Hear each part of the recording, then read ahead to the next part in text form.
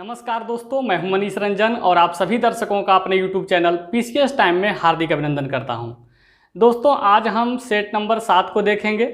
आज तक हमने क्लास में 1 से लेकर 6 नंबर सेट तक देख चुके हैं। तो आज हम सेट नंबर 7 पर चर्चा करेंगे और जानेंगे कि सेट नंबर 7 में कौन से सब्जेक्ट से कितने सवाल पूछे गए हैं और किस प्रकार के सवाल पूछे गए हैं। तो आइए बिना देर किए हुए वीडियो को शुरू करते हैं और सेट नंबर 7 को देखते हैं। सेट नंबर 7 में मैथ से, अर्थमेटिक से 24 क्वेश्चन पूछे गए हैं, वहीं ग्राफ से 3 क्वेश्चन और एडवांस मैथ से 7 क्वेश्चन पूछे गए हैं और रीजनिंग में 24 क्वेश्चन पूछे गए हैं, यानी मैथ और रीजनिंग को मिलाकर 58 क्वेश्चन पूछे गए हैं। वहीं अगर सेट नंबर 7 में हम जीके, जीएस और अदर सब्जेक्ट की बात करें तो जनरल स्टडी पेपर में हिस्ट्री से 6 क्वेश्चन, ज्योग्राफी से 3 क्वेश्चन, पोल साइंस से 2 क्वेश्चन और इकोनॉमिक्स से 2 क्वेश्चन पूछे गए हैं। इसका मतलब है कि जनरल स्टडी पेपर से कुल 13 क्वेश्चन पूछे गए हैं। वहीं अगर हम जनरल साइंस की बात करें तो फिजिक्स से 4 क्वेश्चन, केमिस्ट्री से 2 क्वेश्चन, बायोलॉजी से 4 क्वेश्चन और टेक्निकल यानी विज्ञान एवं प्रौद्योगिकी से 3 क्वेश्चन पूछे गए हैं, यानी सब मिलाकर जनरल साइंस से कुल 13 क्वेश्चन पूछे गए हैं। वहीं अगर हम अदर सब्जेक्ट की बात करें तो मिसलेनियस से 7 क्वेश्चन, स्पोर्ट्स से 1 क्वेश्चन, करेंट अफेयर से 4 क्वेश्चन और कंप्यूटर से भी 4 क्वेश्चन पूछे गए हैं, यानी सब मिलाकर अदर सब्जेक्ट से 16 क्वेश्चन पूछे गए हैं। तो हमें वही लगभग जीके जीएस के 42 क्वेश्चन और मैथ रीजनिंग के 58 क्वेश्चन, तो जीके जीएस और मैथ रीजनिंग यानी 100 क्वेश्चन को मिलाकर हमें वही अपना टारगेट रखना है कि 58 हो या फिर 60 के लेवल में हो। हमें 55 क्वेश्चन सही करने की कोशिश करनी है और जीके जीएस में 25 क्वेश्चन सही करने की कोशिश करनी है, यानी मैथ और रीजनिंग मिलाकर 80 क्वेश्चन सही करना है ताकि हम एनटीपीसी के करीब हों। हम अगर 80 नंबर एनटीपीसी एग्जाम में लाते हैं तो बिल्कुल हम जनरल कैटेगरी के द्वारा हम बेहतर तरीके से मेरिट में पहुंच सकते हैं। अब अगर आपने 1 से लेकर के 6 नंबर सेट तक देखा होगा कि बहुत सारे ऐसे चैप्टर हैं जिसके सवाल बार बार आ रहे हैं, तो मैंने उन चैप्टरों को चर्चा करूंगा उन चैप्टरों पर और मैंने उन चैप्टरों को लिखा है। जैसे मैथ में अब जो चैप्टर आ रहे हैं सेट नंबर 7 से, माध्य, माध्यिका, बहुलक, विचलन गुणांक, परिसर और ग्राफ के लगभग 2 से 3 सवाल हर सेट में देखने मिल रहे हैं। तो हमें कोशिश करना है इन टॉपिकों को कवर करने के लिए। साथ ही मैं इन टॉपिकों पर एक वीडियो लाऊंगा जिसमें कोशिश करूंगा कि आपके एनटीपीसी के सारे सवाल बन जाएं। और रीजनिंग के कुछ ऐसे चैप्टर हैं जो बार बार एग्जाम में आ रहे हैं, जिसमें पजल, पहेली जिसे आप कहते हैं, सीटिंग अरेंजमेंट, बैठ की व्यवस्थीकरण और ब्लड रिलेशनशिप यानी रक्त संबंधी प्रश्न और सिलोजिज्म, कथन और निष्कर्ष, ये सवाल बार बार पूछे जा रहे हैं। तो दोस्तों, आप ये करें कि आप जब 1 से लेकर 6 नंबर तक सेट को बनाए होंगे और आगे भी जब सेट को आप लगा रहे होंगे तो देख रहे होंगे इन सब चैप्टर से बार बार सवाल पूछा जा रहा है। तो हमें कोशिश करना है कि इन टॉपिकों को भी बार बार अगर गलतियां हमसे हो रही है कहीं पर या इनके सवाल छूट रहे हैं तो हमें साइड से इन टॉपिकों को बना लेना चाहिए। कहीं भी अगर आपको परेशानी हो, मान लिया जाए किसी और चैप्टर में या मैथ के कहीं परसेंटेज, प्रॉफिट एंड लॉस या फिर एडवांस मैथ में या ग्राफ में कहीं भी आपको दिक्कत लगे, तो जब तक आप अपनी कमियों को नहीं सुधार करेंगे तब तक आप एनटीपीसी एग्जाम में बेहतर नहीं कर सकते हैं। देखिए, सिर्फ सेट बनाने से आपका कुछ नहीं होगा। सेट बनाने के साथ साथ अपने कमियों में भी सुधार कीजिए, क्योंकि 80 नंबर लाना एक अपने आप में बहुत बड़ा लेवल रखता है। कोशिश करना है कि हम 80 नंबर लाएं, ये ज़रूर कोशिश करनी है, लेकिन आप अपनी कमियों को जब तक सुधार नहीं करेंगे तब तक ले आपके लिए 80 नंबर मुश्किल होगा। तो हमें अपनी रणनीति खुद बनानी होगी। आपको मैंने सारे एग्जाम के जितने भी पेपर पढ़े हैं, सबका जितना भी सेट मैं बता रहा हूँ, सबका इसी तरह से एनालिसिस कर रहा हूँ और इन सवालों को बताने की कोशिश कर रहा हूँ। तो आज हम सेट नंबर 7 के सवालों को देख लेते हैं कि किस प्रकार के सवाल पूछे गए हैं। तो आप देखेंगे कि इन चैप्टरों से बार बार सवाल पूछे जा रहे हैं। सेट नंबर 7 से आगे जितने भी चैप्टर मतलब सेट पूछे गए हैं उसमें बार बार इन सब चैप्टरों से सवाल हैं। साथ ही आपको करेंट अफेयर से भी यहाँ पर सवाल देखने मिल रहा है। देखिए, आपको जब आप बार बार सेट बनाएंगे तो आपको एक आंकड़ा पता चलेगा कि इस तरह से सवाल पूछ सकता है। ज़रूरी नहीं है कि आपके सवाल में करेंट अफेयर्स 8 हो जाए या 7 हो जाए। ज़रूरी ये भी नहीं है कि आपके सवाल में एक भी करेंट अफेयर्स न आए। कुछ भी हो सकता है आपके एग्जाम में, तो आपको तैयार रहना है। जीके जीएस को आपको एक लेवल में 25 में लेकर जाना है, क्योंकि 40 में अभी भी आप 15 क्वेश्चन छोड़ दे रहे हैं। तो अगर आप 15 क्वेश्चन छोड़ रहे हैं उसके बावजूद भी अगर आप 25 का टारगेट नहीं रखते हैं, देखिए आप ये मत सोचिए कि हम 25 बहुत ज़्यादा बना रहे हैं। देखिए, अगर आप जीके जीएस पर बढ़िया तैयारी करना चाहते हैं तो आप ये बात ज़रूर याद रखिए कि 40 क्वेश्चन में 25 क्वेश्चन बहुत बड़ा चीज़ नहीं है। आप अगर मेहनत करेंगे तो 25 क्वेश्चन बिल्कुल कवर कर सकते हैं। और मैथ रीजनिंग के तो सारे सवाल आप बनाने की कोशिश करें, क्योंकि एनटीपीसी एग्जाम में जो एसएससी के कैंडिडेट होंगे, जो एसएससी के लड़के बैठेंगे, वो मैथ रीजनिंग बिल्कुल नहीं छोड़ेंगे और कोशिश करेंगे कि सारे सवाल बना दें। और दरअसल एनटीपीसी एग्जाम में मैथ और रीजनिंग का ही बोलबाला है। दरअसल आप देखें सवाल भी ज़्यादा संख्या में मैथ और रीजनिंग के ही हैं, तो आपको मैथ रीजनिंग तो यहाँ पर बेहतर रखना ही है, साथ ही जीके जीएस भी बेहतर रखना है, क्योंकि आपको मेरिट में पहुँचना है। सिर्फ रिजल्ट निकालने से कुछ नहीं होने वाला है। इसके बाद CBT 2 पड़ेगा, CBT 2 के बाद फिर साइको परीक्षा, उसके बाद फिर मेरिट आती है। तो आपको CBT 2 के लिए भी तैयारी टियर 1 में ही यानी CBT 1 में ही कर लेना होगा। तो आप कोशिश करें कि जो भी मेरी कमजोरियां उसे अभी सुधार लें। अभी यहाँ पर सेट मारने में जितनी गलतियां हैं करिए, लेकिन उन गलतियों से सीखिए ताकि परीक्षा में आपकी गलती नहीं हो। तो आइए आज का वीडियो शुरू करते हैं और देखते हैं 7 नंबर सेट में किस प्रकार के सवाल। सेट नंबर 7 का सबसे पहला सवाल पूछा गया है, यदि a बराबर प्लस, ये सवाल देखिए बार बार परीक्षा में पूछा जा रहा है। सबसे पहला सवाल क्या है, a बराबर, a का अर्थ है प्लस, एट द रेट का अर्थ है गुना, उसके बाद है एंड का अर्थ दिया हुआ है भागा, और भी का अर्थ है माइनस। तो आपको एक समीकरण दे देता है जहां पर आपको मान बैठाना है 7 एट द रेट 2, उसके बाद लिखा हुआ V135, उसके बाद है 135 के बाद एंड के बाद लिखा हुआ है 5 एट द रेट, उसके बाद लिखना है 3 के बाद एंड का चिन्ह है, उसके बाद 9A1। तो आपको कुछ भी नहीं करना है। देखिए ऐसे सवाल आप 1 से सेट नंबर 6 तक बना चुके होंगे और हर सेट में एक सवाल पूछा गया है। तो आपको ये कोशिश करना है कि खासकर इन सब टॉपिकों से जो सवाल आ रहे हैं, देखिए एक एक नंबर कर करके ही आपके 55 नंबर आएंगे, एकाएक आपका 55 नंबर आएगा नहीं। तो जो सवाल देख लीजिए कि बार बार सेट में पूछा जा रहा है, आप तो उसे भूल करके भी छोड़िए मत, क्योंकि अगर आप वहाँ गलतियाँ करेंगे तो आप सवाल बिल्कुल छोड़ देंगे। इस बात का ध्यान रखिए।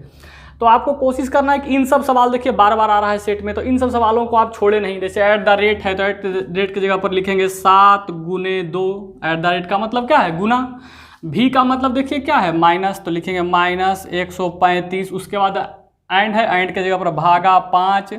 अच्छा, भागा को हम बटा में लिख देते हैं एक बार ही, बटा अगर भाग यहाँ पर एंड के जगह पर हम अगर भाग का चिन्ह करते हैं तो यहाँ पर बटा में क्या आ जाएगा 5, बटा में 5 हम लिख दिए, ठीक है।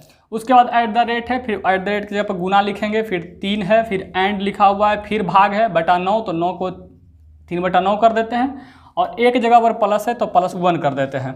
देखिए आप इसे काटेंगे तो कटेगा 5 दूनी 10 और 5 सत्ते 35, 27 मरते क्लियर, और 3 तिया 9, 3 मरते कैंसिल हो गया, फिर 3 से यहाँ कट रहा है, 3 नमा 27, 9 मरते कैंसिल हो गया। तो देखिए 7 दूनी 14, 14 में से 9 + 1 यही है, तो 14 1 15, 15 में से 9 जाएगा तो क्या बचेगा 6, तो 6 इसके आंसर हो जाएंगे। देखिए क्वेश्चन नंबर 1 बहुत ईजी है और बार बार ही सेट में आ रहा है, तो आगे जितने भी सेट हो गए कोशिश करेंगे कि इन सवालों को हम छोड़ें, क्योंकि आपको 1 से लेकर 6 नंबर तक यही सवाल जस्ट हम बता चुके हैं, बस थोड़ा सा अंक का फर्क होता है। तो आपको मैथ के अगर सिंप्लीफिकेशन में कहीं गलती नहीं हो रहा है तो आप ये सवाल आसानी से बनाएंगे, ठीक है। तो चलिए आगे बढ़ते हैं, मिटा देते हैं इसे। क्वेश्चन नंबर 2 क्या कहता है सो देखिए, क्वेश्चन नंबर 2 पर आइए। क्वेश्चन नंबर 2 कहता है कि क्रिकेट विश्व कप 2019 की मेजबानी कौन करने वाला है। देखिए ये सवाल जब परीक्षा पड़ा था एनटीपीसी का 2015-16 का एग्जाम का है, 16 में पड़ा था एग्जाम और 15 की वैकेंसी थी, तो 16 में एग्जाम पड़ा इसलिए 19 का पूछा गया है। तो 2019 का तो वर्ल्ड कप हो चुका है, अभी 2020 चल रहा है, तो 2019 का जो वर्ल्ड कप हो गया तो यही पूछा गया आपके कि कहाँ होने वाला है या फिर कहाँ हो चुका है। अभी के दौर में तो हम कहेंगे कि कहाँ हो चुका है। तो देखिए यहाँ पर ऑप्शन है इंग्लैंड, दक्षिण अफ्रीका, वेल्स, इंग्लैंड और वेल्स। तो इसके आंसर हैं इंग्लैंड और वेल्स। देखिए 30 मई से लेकर 14 मई 2019 में, 2019 के 30 मई से लेकर 14 मई तक ये जो है क्रिकेट विश्व कप खेला गया था पुरुष का, जिसमें विजेता इंग्लैंड हुआ था और उप विजेता न्यूजीलैंड हुआ था। ये आपको पता होगा, विजेता कौन था इंग्लैंड। याद रखिए क्रिकेट का जन्मदाता यानी सबसे पहले क्रिकेट लाने वाला विश्व में आपका इंग्लैंड ही है, लेकिन एक बार भी इंग्लैंड विश्व कप नहीं जीता था, लेकिन 2019 में अपना रिकॉर्ड तोड़ दिया और पहला बार ये विजेता बना वर्ल्ड कप में। तो इसका आंसर क्या होगा, कहाँ हुआ, इंग्लैंड और वेल्स में हुआ है ये विश्व कप। और किसके साथ हुआ, फाइनल मैच जो है वो हुआ है आपके साथ इंग्लैंड के साथ और न्यूजीलैंड के साथ। विजेता कौन? न्यूजीलैंड। और उपविजेता कौन? विजेता कौन? इंग्लैंड। और उपविजेता न्यूजीलैंड। चलिए क्वेश्चन नंबर 3 पर आते हैं। क्वेश्चन नंबर 3 क्या कहता है सो देखिए। क्वेश्चन नंबर 3 रीजनिंग का सवाल है। 3 नंबर क्वेश्चन में पूछा है TUSQRP, उसके बाद खाली स्थान है, यहाँ पर आपको भरना होगा KJ, KLJ, उसके बाद है HIG, यही है आपको भरना है। सब जगह ये कॉमा दिया हुआ है, 3-3 का सीरीज है। देखिए टी का अगर आपको कोडिंग याद होगा तो टी का मान 20, यू का मान 21, एस का मान 19, क्यू का मान 17, आर का मान 18, पी का मान 16, यहाँ खाली स्थान है, के का मान 11, एल का मान 12, एम का जे का मान 10, एच का मान 8, आई का मान 9, जी का मान 7। यही है आपका सीरीज बना हुआ। देखिए 20 में से कितना कम किया तो 17 हो गया, 3। और देखिए यहाँ पर 17 में से 3 कम कीजिए तो क्या हो जाएगा? 14 हो जाएगा। इस बात का ध्यान रखना है। 14 में 3 कम किया तो 11 हो गया, और 11 में 3 कम किया तो 8 हो गया। उसी तरह दूसरा नंबर को उठाइए, 21 में 3 कम किया 18 हो गया, 18 में 3 कम कीजिएगा तो कितना हो जाएगा? 15। और 15 की यहाँ पर लिख देते हैं, बाद में सबका कोड लिखना रहेगा। 15 में 3 कम कीजिएगा 12, और 12 में 3 कम कर दिए 9, तो सब में 3 कम किया गया 16, 16 में 3 कम करेंगे तो 13 हो जाएगा। देखिए 14 होता है एन का मान, ओ का मान 15, और एम का मान होता है 13, तो हो गया NOM। देखिए कौन से ऑप्शन में NOM रखा हुआ है? ऑप्शन नंबर सी में है। चलिए तो इसका आंसर क्या होगा? तो ये सब सवाल जो हैं कोडिंग डिकोडिंग के सवाल हैं, बहुत आसान है, लेकिन आपको अगर कोड याद नहीं रहेगा तो आप परीक्षा में टाइम बर्बाद कीजिएगा, और बर्बाद कीजिएगा तो परीक्षा में ज़्यादा टाइम तो होगा नहीं। चलिए क्वेश्चन नंबर 4 को देखते हैं। क्वेश्चन नंबर 4 क्या कहता है कि 280 और 144 का महत्तम समावर्तक बताइए। 280 और 144 का क्या बताना है? महत्तम समावर्तक। याद रखिए अगर महत्तम समावर्तक की बात करते हैं तो इसको हम 2 तरीके से बना सकते हैं। परीक्षा में आप कैसे बनाएंगे और यहाँ पर कैसे सीख सकते हैं, दोनों सीखिए। जब महत्तम समावर्तक बनाना होगा तो सबसे छोटा वाला को तोड़ दीजिएगा, छोटा वाला को हम उठा लेंगे, ठीक है। 16 चौवाल से होता है 144, 9 छक 54 के 4, हाथ में 5, 9 5 14, 16 चौवाल से। इसको भी आप तोड़ दीजिए, देखिए इसको आप तोड़ दीजिए 8 दूनी 16 में, क्लियर। और 9 को भी तोड़ दीजिए 3 गुने 3 में, ये टूट गया। देखिए तो 8 2 10, 3 के विभाज्यता का नियम है, जिसके अंकों का योग 3 से कट जाए। तो अंकों का योग जब करेंगे तो 8 2 10, 10 3 से कटता नहीं है, इसका मतलब 3 से कटेगा नहीं।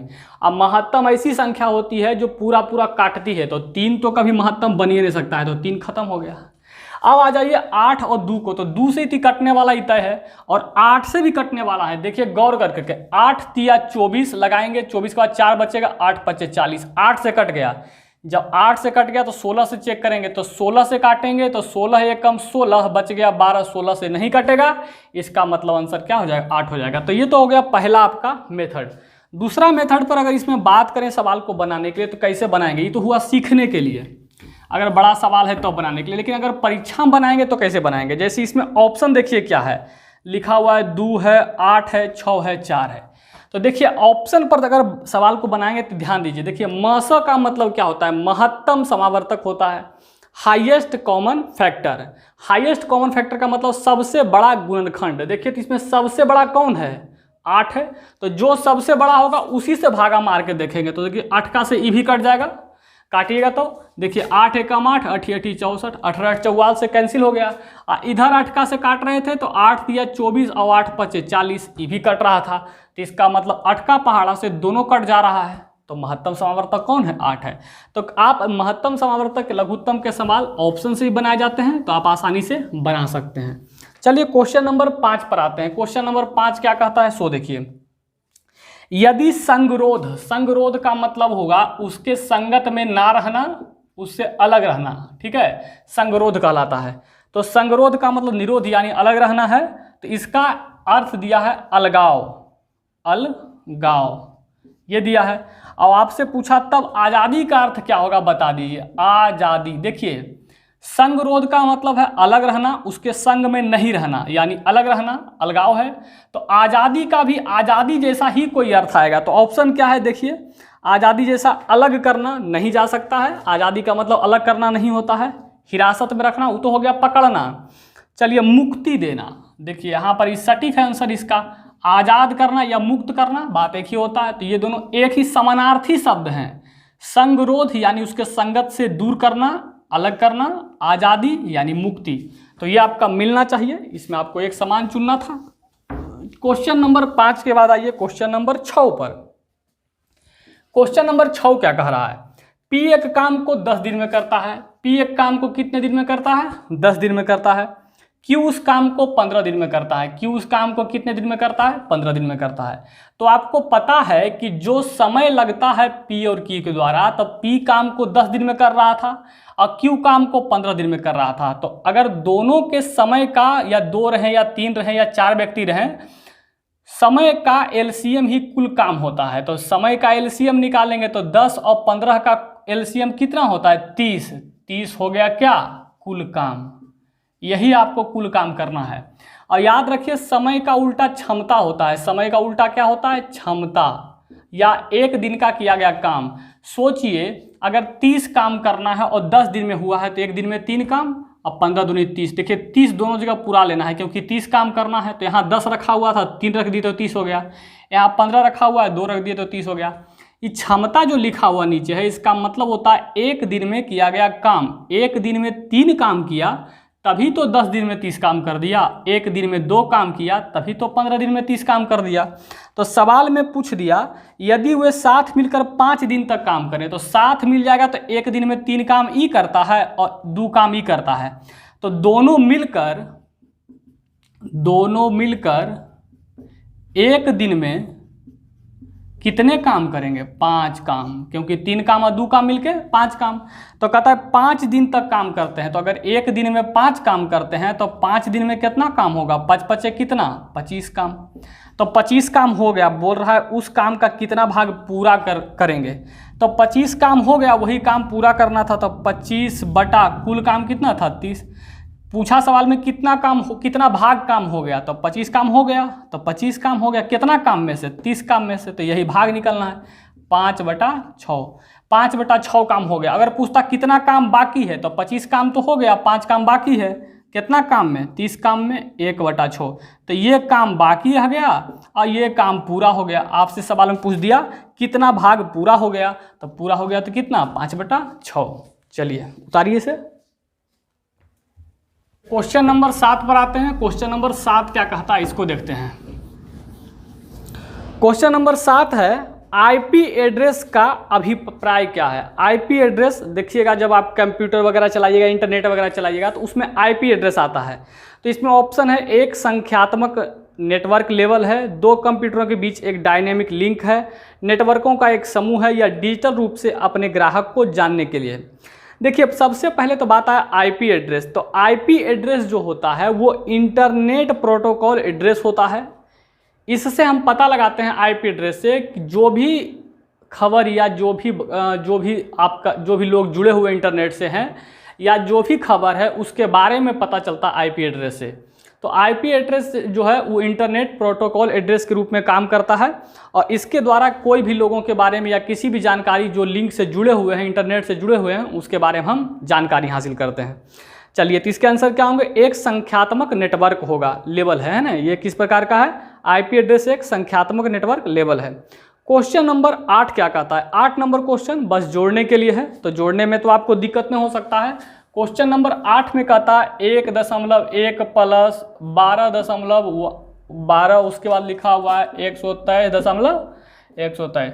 इसको जोड़ना है आपको। तो जोड़ने के लिए तो आप जानते हैं, सबको आप जोड़ सकते हैं। 123.123, उसके बाद 12.12, 0 लगा देते हैं आगे बढ़ाने के लिए, 1.100। देखिए दशमलव वाला जब भी जोड़ते हैं तो आपको पता है 0.1 सीधे में रहता है और यहाँ 12 तक ही अंक है, 1 और 2 ही है। तो जब आगे दशमलव के बाद 0 लिखेंगे तो उसका कोई मतलब नहीं होता है, कोई वैल्यू नहीं होता है, वो गलत नहीं होता है। तो दशमलव के बाद कितनों 0 लगा दीजिए, उसका कोई अर्थ नहीं होता है। तो दशमलव के बाद 1 लिखे और उसके बाद 2 0 लगा दिए, इसलिए ताकि एक सीरीज बन जाए। तो 3 2 2 4 3 दशमलव 3 2 5 1 6 2 1 3 1 136.243। देखिए कौन से ऑप्शन में? 343 ऑप्शन नंबर डी में है। तो इसके आंसर हो जाएंगे। ये सब सवाल देखिए खुद भी आप कर लिया कीजिए, सब सवाल बहुत आसान सवाल है, हम छोड़ देंगे धीरे धीरे करते हुए इन सवालों को, अभी बता दे रहे हैं। क्वेश्चन नंबर 9 क्या है? देखिए यही सवाल सेट 6 में भी आया था। कहता है अनुक्रम में कितने छौ हैं, कितने छौ हैं। पहले एक अनुक्रम दिया हुआ है, क्या दिया हुआ है अनुक्रम, 3 है, 6 है, 9 है। एक अनुक्रम दिया हुआ है 3 6 9 0 6 9 3, उसके बाद लिखा हुआ है 6 9 3 6 6 3 6 0 6 3 3 6 0, इतना लिखा हुआ है। तो एक अंक बहुत सारे अंकों को लिख देता है और आपसे एक सवाल पूछ देता है, उसमें कहता है कितने छौ हैं जिसके तुरंत पहले 3 है, जिसके तुरंत पहले 3 होना चाहिए, 3 है लेकिन तुरंत बाद 0 नहीं है, लेकिन तुरंत बाद 0 नहीं होना चाहिए, याद रखिए। तुरंत पहले 3 होना चाहिए लेकिन बाद में 0 नहीं होना चाहिए। तो सवाल में तो आपका ये अनुक्रम दिया हुआ है 36 90 69 36 36 90 69 36 90 69 36 93 66 36 93 66, उसके बाद 66 के बाद दिया हुआ है 36 0 63 36 0 63 360 360। अब देखिए सबसे पहले छौ को आप देख लीजिए, 1 6 2 6 3 6 4 6 5 6 6 7 8 हुआ है, टोटल छौ तो 8 को लिखा हुआ है, लेकिन उसके बाद तुरंत 0 नहीं होना चाहिए। तो पहले 0 जहाँ जहाँ छौ के आगे लिखा हुआ है हटा दीजिए। देखिए छौ के बाद 0 है, कहानी खत्म हो गया। देखिए छौ के बाद 0 है, कहानी खत्म हो गया। जहाँ भी छौ के बाद 0 दिखे उसको हटा दीजिए, अब तो नहीं दिख रहा है। अब देखिए छौ के पहले तुरंत 3 होना चाहिए, छौ के पहले तो कहानी खत्म हो गया था। ये भी देखिए छौ के तुरंत पहले 3 नहीं है तो ये भी छौ खत्म हो गया। देखिए यहाँ पर छौ के पहले तुरंत 3 नहीं है तो ये भी छौ खत्म हो गया। छौ के पहले 3 है लेकिन 0 नहीं है, एक जोड़ा आपका बन गया, याद रखिए। छौ के पहले 3 है लेकिन 0 नहीं है, 2 जोड़ा आपका बन गया। छौ के पहले 3 नहीं है, कहानी खत्म। छौ के पहले 3 है लेकिन 0 नहीं है, 3 जोड़ा बन गया। तो इसके आंसर क्या जाना चाहिए, देखिए क्वेश्चन नंबर आपका 9 था, 9 का आंसर कितना जाना चाहिए, 3 जोड़ा। तो ऐसे सवालों में आप ध्यानपूर्वक बस देखना है आपको कहाँ पर क्या बोला जा रहा है, और ये सवाल में गलती नहीं करना है। अगर इन सब सवालों में आप गलती करने लगेंगे तो अपने पैर पर कुल्हाड़ी आप स्वयं मार रहे हैं, फिर 55 नंबर लाना आपके लिए बहुत मुश्किल हो जाएगा। क्योंकि अगर आप उन जगहों पर गलतियां कर देते हैं जहां पर कोई गलती नहीं करना चाहेगा, तब आपका रिजल्ट फिर किस अनुसार से होगा। क्वेश्चन नंबर 10 क्या कहता है उस पर चर्चा करते हैं। एक निश्चित धनराशि पर 12% की दर से 6 वर्ष तथा 12 वर्ष में अर्जित साधारण ब्याज का अनुपात कितना होगा। देखिए 12% दर का मान दिया हुआ है और टाइम 2 को दिया हुआ है, एक है 6 वर्ष और एक है दिया हुआ 12 वर्ष। कहता इसका ब्याज बताइए क्या अनुपात होगा। तो देखिए हम अपने क्लास में ऐसे पढ़ाए हैं कि R गुने जब T को गुना करते हैं ना, R गुने T जब गुना करते हैं तो साधारण ब्याज प्रतिशत में निकल जाता है। क्या निकल जाता है, प्रतिशत में। तो गुना कीजिए R और T को, 12 छक 72% इधर पट्टी ब्याज, तो एक तरफ तो आ गया 72% और दूसरा तरफ अगर 12 वर्ष के लिए निकालिएगा तो R और T यहाँ गुना कीजिएगा तो 12 12 144% ब्याज। तो ब्याज का अनुपात पूछ दिया था, तो देखिए अनुपात कितना हो जाएगा, 1:2, क्योंकि 72 दूनी 144 कट जाता है, तो आंसर क्या हो जाएगा 1:2। तो ब्याज इससे प्रतिशत में आ जाता। अगर मूलधन दे देता तो रुपया में निकाल सकते थे, मूलधन के 1% से अगर इसमें गुना कर दीजिएगा तो रुपया में बदल जाएगा। ये सब चीज़ हम बता चुके हैं, फिर भी ध्यान दीजिए। R गुने T को किए ब्याज आ गया, R गुने T को किए ब्याज आ गया, दोनों का अनुपात ही पूछा था, 1:2 कर दिए काटने पर। चलिए अगला क्वेश्चन को आते हैं।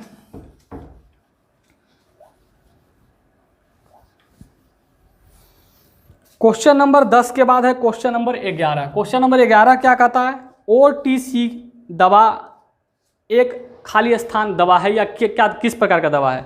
देखिए OTC दवा और क्रोसिन दवा, क्रोसिन आप सुने होंगे कभी कभी जब सर दर्द देता है, एंटीबायोटिक दवा है क्रोसिन, और ये सब बुखार वगैरह में भी काम देता है। तो ऑप्शन है दर्दनाशक है, ज्वारनाशक है, दर्दनाशक और ज्वारनाशक है। तो देखिए दर्दनाशक और ज्वारनाशक दोनों जाएगा, क्योंकि क्रोसिन दवा जो है OTC दवा जो है वो दोनों दर्दनाशक और ज्वारनाशक यानी बुखार के लिए भी काम करता है। 12 नंबर क्वेश्चन क्या है, 12 नंबर क्वेश्चन को देखते हैं। बहुत अच्छा क्वेश्चन है 12 नंबर। एक वर्गाकार मैदान में प्रत्येक किनारे को 100 पौधों के रोपण से रोपा जाना है। वर्गाकार का मतलब हुआ एकदम चौखुट जैसा। अब कहता है हर किनारा पर, किनारा बोलते हैं इसको, एक वर्ग में 4 किनारा होता है, 1 किनारा 2 किनारा 3 किनारा 4 किनारा, और एक वर्ग में 4 कोण भी होते हैं, 1 कोण 2 कोण 3 कोण 4 कोण, और सभी कोण 90 डिग्री का होता है। कहता है एक वर्गाकार मैदान के प्रत्येक किनारे को 100 पौधों से रोपा गया। मान लीजिए यहाँ से लेकर के लगाते गया होगा ऐसे कर करके और 100 पौधा लगाया होगा। कितना पौधा लगाया होगा? 100 पौधा लगाया होगा। यहाँ से लेकर के यहाँ तक में कितना पौधा लगा दिया? 100 पौधा लगा दिया। अब 100 पौधा जब इधर लगाने लगेगा तो क्या फिर से दोबारा यहाँ पर पौधा लगाएगा? नहीं लगाएगा, क्योंकि यहाँ तो यहाँ तक आप 100 पौधा लगा दिए हैं। तो अगला बार जो पौधा है यहाँ से लगाना शुरू कीजिएगा और ऐसे करके लगाते आइएगा पौधा और यहाँ तक लगाइएगा पौधा। तो 100 पौधा इधर नहीं लगेगा, इधर 99 पौधा ही लगेगा, क्योंकि एक पौधा पहले से वहाँ पर कोना पर लगा हुआ है। इस बात का ध्यान रखना है। हाँ, गिनने में आपको किनारा में 100 पौधा पूर जाएगा, क्योंकि यहाँ से यहाँ तक गिनिएगा तो 100 का 100 पूर जाएगा, क्योंकि इसका काउंटिंग इधर से भी, इसका काउंटिंग इधर से भी। तो इसलिए चलिए, जब इधर पट्टी भी गिनिएगा तो इधर भी 99 पौधा हो जाएगा और यहाँ तक 99 पौधा आपका लग जाएगा, क्योंकि एक पौधा पहले से उधर लगा हुआ था।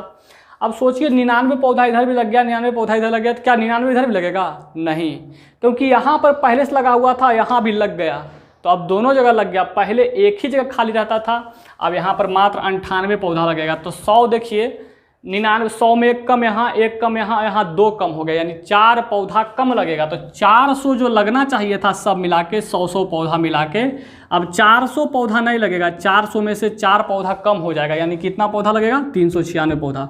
फिर से एक बार समझ लीजिए सवाल को। एक वर्गाकार मान लीजिए खेत है और आपको पौधा लगाना है और एक किनारा पर 100 पौधा लगाना है आपको। तो 100 पौधा जब यहाँ से यहाँ लगाइएगा तो 100 पौधा लगा दिए, ठीक है, कंप्लीट हो गया। ई कोना से ई कोना तक भी लगा दिए आप।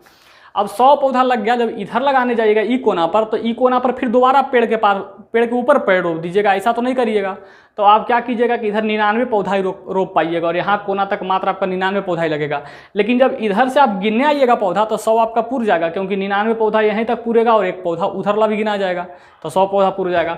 उसी तरह से जब इधर गिनने आइएगा तो एक पौधा पहले से आप ई कोना पर लगा चुके हैं, तो इधर भी 99 पौधा ही गिनाएगा। लेकिन यहाँ पर जो पौधा लग गया और यहाँ पर जो पौधा लग गया, ये दोनों पौधा मिलने के कारण बीच में 98 पौधा ही लग पाएगा, यानी 99, 99 और 98 सब मिला करके 400 में से 4 चल जाएगा, 396 पौधा ही लगेगा। चलिए आते हैं क्वेश्चन नंबर 12 के बाद क्वेश्चन नंबर 13 पर देखते हैं। क्वेश्चन नंबर 13 क्या कहता है? भारत में राष्ट्रीय सुशासन दिवस कब मनाया जाता है? देखिए 25 दिसंबर को भारत में राष्ट्रीय सुशासन दिवस मनाया जाता है और इसी दिन अटल बिहारी वाजपेयी का जन्म दिवस भी मनाया जाता है। ये बात ध्यान रखना है। चलिए आते हैं अगला क्वेश्चन पर। निम्नलिखित कहता है 14 नंबर क्वेश्चन क्या कहता है? 14 नंबर को देखते हैं। कहता है अब 5 और 10 रुपये के सिक्के किसके द्वारा बनाए जाते हैं? देखिए 5 और 10 रुपये का सिक्का में कौन से धातु का प्रयोग किया जाता है, ये पूछा जाता है। आप देखे होंगे 5 रुपये का सिक्का और 10 रुपये का सिक्का। तो देखिए यहाँ पर ऑप्शन है पेरिटिक स्टेनलेस स्टील, चांदी एवं स्टील, तांबा निकल मिश्र धातु का बना होता सिक्का और तांबा और पीतल का। देखिए जो ये 5 और 10 रुपये का सिक्का आता है, जो देखते होंगे हल्का सा तांबा जैसा पीला, हल्का पीला जैसा जो दिखता है, उसमें तांबा निकल का मिश्र धातु होता है। निकल इसलिए मिला जाता है कि उसमें मतलब जंग नहीं लगे, वो आपका काम करे। तो तांबा और निकल जो है वो बनाया जाता है 5 और 10 का। लेकिन आप देखे होंगे 5 का सिक्का एक स्टील वाला भी आ गया है, देखते होंगे हल्का। एक देखिए 5 का सिक्का देखिएगा, 10 का सिक्का देखिएगा, तो दोनों 10 का सिक्का तो है मान लीजिए तांबा का बना हुआ, लेकिन आप देखे होंगे 5 का सिक्का 2 तरह का है, एक पीला जैसा हल्का है और एक स्टील जैसा है। तो स्टील वाला जो है सिक्का बना हुआ वो पेरिटिक स्टेनलेस स्टील का बना होता है। लेकिन यहाँ पर ऑप्शन के अनुसार 5 और 10 पूछा है। अगर सिर्फ 5 पूछता तो हम आंसर पेरिटिक स्टील और तांबा मिश्र धातु भी मार सकते थे, दोनों ऑप्शन को ले सकते थे। लेकिन यहाँ पर के सवाल के अनुसार 5 और 10 पूछा है, तो 10 का सिक्का स्टील का नहीं होता है बना, उसमें तांबा और निकल का मिश्र धातु इसलिए होता है, इसलिए तांबा और निकल का ही करेंगे। और ये सिक्का बनता कहाँ, ये आपको पता होगा, कलकत्ता के टकसाल में ही बनाया जाता है ये सिक्कों को। चलिए आ जाते हैं क्वेश्चन नंबर 15 पर। निम्नलिखित पूर्व प्रधानमंत्रियों में से किसका नाम भारतीय करेंसी नोटों पर देखा जा सकता है? यानी मतलब जो बहुत आज तक जितना भी प्रधानमंत्री हुए हैं उन प्रधानमंत्रियों में से किसका नाम करेंसी नोट पर भविष्य में देखा जा सकता है, इस पर चर्चा है। देखिए अटल बिहारी वाजपेयी, इंदिरा गांधी, डॉक्टर मनमोहन सिंह और नरसिम्हा राव। देखिए इसमें से जो बात आ सकती है, सबसे ज़्यादा जो नोट पर आने की बात है कि किसका तस्वीर आ सकता है करेंसी नोटों पर देखा जा सकता है, किसका नाम, तस्वीर नहीं किसका नाम देखा जा सकता है। तो इसमें सबसे ज़्यादा मनमोहन सिंह का नाम आता है। पहले मनमोहन सिंह बहुत मतलब अर्थशास्त्री, बहुत बड़े अर्थशास्त्री थे, साथ ही आरबीआई के गवर्नर भी रह चुके हैं। तो याद रखिए, आप देखते होंगे नोट के नीचे लिखा रहता है आरबीआई का गवर्नर लिखा हुआ रहता है। तो आरबीआई के गवर्नर पूर्व वित्त मंत्री भी रह चुके हैं और प्रधानमंत्री भी रह चुके हैं। डॉक्टर मनमोहन सिंह जो हैं वो आरबीआई गवर्नर, पूर्व वित्त मंत्री और प्रधानमंत्री तीनों रह चुके हैं। इसके आंसर क्या होंगे? Doctor Manmohan Singh. Question number 16 क्या है? ब्लॉटिंग पेपर द्वारा स्याही सोखने का कारण क्या है? ब्लॉटिंग पेपर पर जो स्याही जब गिराते हैं तो वो सोख लेता है, तो इसका कारण क्या है? ऑप्शन है कागज़ की खुरदरी प्रकृति, परासन और कैपिलरी प्रक्रिया और सोखना। तो इसके आंसर होंगे कैपिलरी प्रक्रिया। कैपिलरी प्रक्रिया में क्या होता है, जब आप देखते होंगे लालटेन में जब आप बत्ती लगाते हैं और इस बत्ती को जब बढ़ा देते हैं, नीचे किरोसिन ऑयल रहता है, तो आप देखते होंगे कि जब नीचे धीरे धीरे कर करके ये बत्ती पर ऊपर तेल चढ़ता चल जाता है। तो जब बत्ती में जो तेल ऊपर चढ़ता है या दीपक में जब तेल ऊपर चढ़ता है तो ये कैपिलरी प्रक्रिया कारण होता है, यानी केशिकत्व प्रक्रिया कारण। केशिकत्व प्रक्रिया में क्या होता है, जैसे मान लेते हैं ये कपड़ा है और ये कपड़ा में जो रेशा बना होता है, देखते हैं धागा बाई धागा बना होता है, तो आप यहाँ पानी गिराते हैं तो धीरे धीरे करके ये पानी दूर तक फैल जाता है या दूर तक कपड़ा को भिंगा देता है। तो ये सब कैपिलरी प्रक्रिया कारण होता है। तो इसका आंसर क्या जाएंगे? कैपिलरी प्रक्रिया, केशिकत्व प्रक्रिया। क्वेश्चन नंबर 17 क्या है? निम्नलिखित में से कौन सा सबसे कम है, यानी इसमें से सबसे कम कौन है ये बताना है। तो क्वेश्चन नंबर 17 को देखते हैं। 17 नंबर क्वेश्चन क्या है? देखिए 17 नंबर क्या है क्वेश्चन? निम्नलिखित में सबसे कम कौन है? ऑप्शन ए नंबर में है 0.5, बी नंबर ऑप्शन में है 1/0.5 और सी नंबर ऑप्शन में है 0.5 गुने 0.5 और डी नंबर जो ऑप्शन है उसमें लिखा हुआ है 0.5 गुने 2। तो जब इसका सॉल्यूशन कीजिएगा तो 0.5 का मतलब मान लीजिए 50 पैसा, आधा हो गया 0.5 का मतलब, तो 0.5 को 50 के बाद 0 मान के 50 पैसा इसको कर दिए, ठीक है। पॉइंट के बाद 0 का कोई वैल्यू नहीं होता है। और इसको जब करेंगे तो दशमलव को जब ऊपर तोड़ेंगे तो कितना हो जाएगा? 10/5 यानी हो जाएगा 2 मान इसका। और इसको जब गुना करेंगे तो जाएगा 0.25, 5×5 = 25। इधर गुना करेंगे तो 5 दूनी 10 यानी 1.0। तो दशमलव के बाद 0 का वैल्यू नहीं होता यानी 1। तो इसमें सबसे छोटा पूछा कौन है? तो 25 पैसा है, ये 2 रुपया, 1 रुपया, ये 50 पैसा, तो सबसे छोटा कौन है? 25 पैसा। आंसर इसका क्या हो जाएंगे? सी नंबर 25 पैसा। चलिए आगे बढ़ते हैं। क्वेश्चन नंबर 17 के बाद क्वेश्चन नंबर 18 को देखते हैं। क्वेश्चन नंबर 18 क्या कहता है? तांत्रिक योगिनी पंथ का मूल स्थान कहाँ माना जाता है? उत्तर प्रदेश, बिहार, उड़ीसा, राजस्थान। तो इसका मूल स्थान जो माना जाता है उड़ीसा माना जाता है। ऐसे पूरे भारत में 52 शक्तिपीठ हैं। अब 52 शक्तिपीठों में बहुत सारे ऐसे शक्तिपीठ हैं, तो इसका मूल निवास स्थान माना गया है उड़ीसा। लेकिन कामाख्या इसका जो है बड़ा फेमस रहा है, प्रसिद्ध रहा है। कामाख्या असम में पड़ता है और कामाख्या में भी शक्तिपीठ है। 19 नंबर क्वेश्चन है, महात्मा गांधी द्वारा भारत छोड़ो आंदोलन किस वर्ष शुरू किया गया था? 1942 में। महात्मा गांधी द्वारा भारत छोड़ो आंदोलन 1942 में किया गया था और इसी में भारत छोड़ो का नारा और करो या मरो का नारा महात्मा गांधी ने दिया था। क्वेश्चन नंबर 20 क्या है? स्वच्छ भारत मिशन किस लिए है? ऑप्शन है स्वच्छ भारत उपकर बनाने, लगाने और राजस्व अर्जित करने के लिए, मशहूर हस्तियों में सड़कों की सफाई कराने के लिए। नहीं, ऐसा नहीं है। मशहूर हस्तियों से सड़कों की सफाई कराना है इसलिए हम स्वच्छ भारत लाएं, ये जरूरी नहीं है, ये गलत है। भारत को स्वच्छ एवं स्वस्थ बनाने के लिए। तो ऑप्शन नंबर सी सही है। भारत को स्वच्छ एवं स्वस्थ बनाने के लिए भारत सफाई अभियान, अति स्वच्छ भारत अभियान लाया गया। क्वेश्चन नंबर 21 क्या कहता है? देखिए क्वेश्चन नंबर 21 क्या है? आ जाइए क्वेश्चन नंबर 21 पर। क्वेश्चन नंबर 21 को देखते हैं। क्वेश्चन नंबर 21 कहता है, एक दुकानदार ने 10 पेंसिल के डिब्बे, कितने पेंसिल के डिब्बे? 10 पेंसिल के डिब्बे 100 रुपये प्रति डिब्बे के दर से खरीदे। प्रति डिब्बे कितना? 100 रुपये। 10 डब्बा खरीदा गया और एक डब्बा का दाम 100 रुपया है, तो सोचिए कितना रुपया खर्चा हो गया होगा? 1000 रुपया खर्चा हो गया होगा। सवाल में कहता है डिब्बे की दर से खरीदे गए। प्रत्येक डब्बे में 10 पेंसिल है, एक डब्बा में 10 पेंसिल है। एक डिब्बा में कितना पेंसिल है? 10 पेंसिल। और 10 डब्बा है तो 10 डब्बा में कितना पेंसिल हो जाएगा? Total 100 pencil. और 100 पेंसिल का कीमत लग गया कितना? मतलब 100 रुपये की दर से हमारा कितना पड़ गया? 100 रुपये की दर से हमारा पड़ गया 100 पेंसिल का कीमत 1000 रुपया। 100 पेंसिल का कीमत याद रखिए। एक डब्बा में 10 डब्बा था और एक डब्बा में 10 पेंसिल, तो 10 क्या पेंसिल? 100 पेंसिल। 100 पेंसिल का कीमत कितना? 1000 रुपया। कहता है इन्हें 12% के लाभ पर बेचा जाएगा। तो जब इन्हें 12% के लाभ पर बेचिएगा तो 112/100 में बेचिएगा। अगर 20% का लाभ होता तो 120/100 में बेचते। तो 200 क्लियर, 1120। इसके आंसर क्या होंगे? 1120। लेकिन ऑप्शन में 1200 दे दिया। ऑप्शन में जब पीछे जब व्याख्या में जाइएगा तो 20% पर निकाल दिया है। तो 20% तो नहीं बोला है, 12% वृद्धि, इसलिए आंसर ये होगा, ये आंसर नहीं होगा। अगर 1200 आंसर मार करके आप सही हैं तो आप यहाँ गलत हैं। आंसर क्या है इसका? 1120 है। मिस प्रिंटिंग है सवाल में। चलिए आ जाते हैं, आगे बढ़ते हैं। 21 नंबर के बाद सवाल नंबर है 22 नंबर। भारत में पश्चिमी शिक्षा एवं अंग्रेजी भाषा शुरू करने की वकालत किसने की थी? पश्चिमी शिक्षा और अंग्रेजी शुरुआत करने, देखिए अंग्रेजी भारत में मैकाले की अनुशंसा पर हुआ था, इंग्लिश लागू हुआ था भारत में, और इसका समर्थन करते थे राजा राम मोहन राय। राजा राम मोहन राय जो थे पश्चिमी शिक्षा को, यानी जो विदेशी शिक्षा थी जैसे अमेरिका हो गया, इन सब के शिक्षा को और अंग्रेजी शिक्षा को महत्व देते थे। उनका मानना था कि यहाँ की शिक्षा सीखने के बाद ही हम विकास कर सकते हैं। चलिए क्वेश्चन नंबर 23 नंबर क्या है? एक गद्यांश दिया हुआ है जिसको पढ़ना है और पढ़ने के बाद जवाब देना है। तो ये सब सवाल आपको कहीं मिलेंगे नहीं, इसको पढ़ करके समझना होता है। जैसे पृथ्वी के स्रोतों के प्रबंधन के लिए बेतहाशा आबादी को नियंत्रित करने के लिए उपाय किए जाने चाहिए। हमें वे तरीके खोजने चाहिए जिससे प्राकृतिक स्रोतों का उत्कृष्ट तरीके से इस प्रकार उपयोग हो जिससे लोगों की बढ़ती ज़रूरतों को संतुष्ट किया जा सके। सौर ऊर्जा का इस प्रकार इस्तेमाल हो जिससे कोयला, लकड़ी और ऐसे ही ईंधनों की बढ़ती मांग को प्रतिस्थापित किया जा सके। लकड़ी और ऐसे ही ईंधनों की बढ़ती मांग को प्रतिस्थापित किया जा सके। बरसात के पानी का संग्रह होना ही चाहिए जिससे शहरी जनसंख्या की पानी की मांग को पूरा किया जा सके। यदि हम भूमि के स्रोतों को पहले ही कम कर देंगे तो हमें निश्चित ही देर सवेर दूसरे ऐसे ग्रह की खोज करनी होगी जहां पृथ्वी जैसा ही जीवन होगा।